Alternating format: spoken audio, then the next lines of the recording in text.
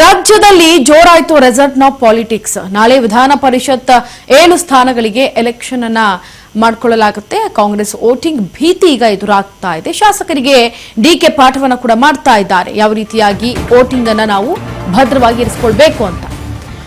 ರಾಜ್ಯದಲ್ಲಿ ಜೋರಾಯಿತು resort politics.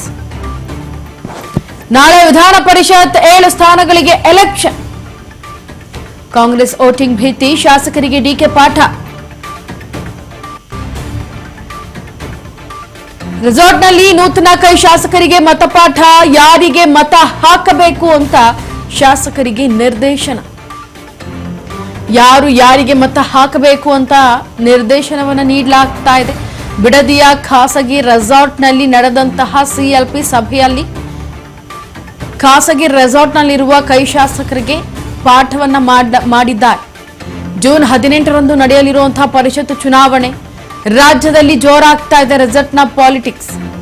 ಯಾಕಂತಂದ್ರೆ ಈಗ ಎಲ್ಲೋ ಒಂದ್ ಕಡೆ ಅಡ್ಡ ಪರಿಣಾಮವಾಗಿ ವೋಟ್ಗಳು ನಮ್ಮ ಕೈಯಿಂದ ತಪ್ಪಿ ಹೋಗಬಹುದು ಅನ್ನೋ ಆತಂಕದಿಂದ, ಮತ್ತೆ ಕ್ರಾಸ್ ವೋಟಿಂಗ್ ಆಗ್ಬಿಟ್ರೆ ಅನ್ನೋ ಭೀತಿಯಿಂದ ಶಾಸಕರಿಗೆ ಡಿಕೆ ಶಿವಕುಮಾರ್ ಅವರು ಪಾಠವನ್ನ ಮಾಡಿದ್ದಾರೆ. ಯಾವ ರೀತಿಯಾಗಿ ವೋಟ್ ಅನ್ನ ನಮ್ಮ ಹಿಡಿತದಲ್ಲಿ ಇಟ್ಕೋಬೇಕು ಅಂತ ಹೇಳಿ. ಇನ್ನ ರೆಸಾರ್ಟ್ನಲ್ಲಿ ನೂತನವಾದಂತಹ ಕೈ ಶಾಸಕರಿಗೆ ಮತಪಾಠವನ್ನ ಮಾಡಿದ್ದಾರೆ. ಯಾವ ರೀತಿಯಾಗಿ, ಹೇಗೆ, ಹೆಂಗೆ, ಎಲ್ಲಿ ಮತವನ್ನ ನಮ್ಮ ಬಳಿಯೇ ಇರಿಸ್ಕೊಳ್ಬೇಕು ಅಂತ. ಇನ್ನು ವಿಧಾನ ಪರಿಷತ್ ಚುನಾವಣೆ ಹಿನ್ನೆಲೆ ಶಾಸಕರಿಗೆ ಮತಪಾಠವನ್ನ ಡಿಕೆ ಮಾಡಿದ್ದಾರೆ. ವಂಡರ್ಲಾ ರೆಸಾರ್ಟ್ನಲ್ಲಿರುವಂತಹ ಕಾಂಗ್ರೆಸ್ ಶಾಸಕರನ್ನ ರೆಸಾರ್ಟ್ಗೆ ಶಿಫ್ಟ್ ಮಾಡಿ ಸಿಎಂ ಡಿಕೆ ತಂತ್ರವನ್ನ ಕೂಡ ರೂಪಿಸ್ತಾರಾ? ಇಂದು ಬೆಳಗ್ಗೆ 11 ಗಂಟೆಗೆ ಮತ್ತೆ ಸಭೆಯನ್ನ ನಡೆಸಲಿದ್ದಾರೆ ಸಿಎಂ ಡಿಕೆ ಶಿವಕುಮಾರ್. ನೋಡಿ, ಮತ ಯಾರಿಗೆ ಹಾಕಬೇಕು, ಯಾರಿಗೆ ಹಾಕಬಾರದು ಎಲ್ಲವನ್ನೂ ಕೂಡ ನಿರ್ದೇಶನ ಕೊಡ್ತಿದ್ದಾರೆ.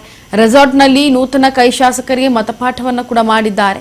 ಬಿಡದಿಯ ಖಾಸಗಿ ರೆಸಾರ್ಟ್ನಲ್ಲಿ ನಡೆಸಿದಂತಹ ಸಿಎಲ್ಪಿ ಸಭೆಯಲ್ಲಿ ಡಿಕೆ ಶಿವಕುಮಾರ್ ಅವರು ಎಲ್ಲವನ್ನೂ ಕೂಡ ಇನ್ ಡೀಟೇಲ್ ಆಗಿ ಹೇಳ್ಕೊಟ್ಟಿದ್ದಾರೆ.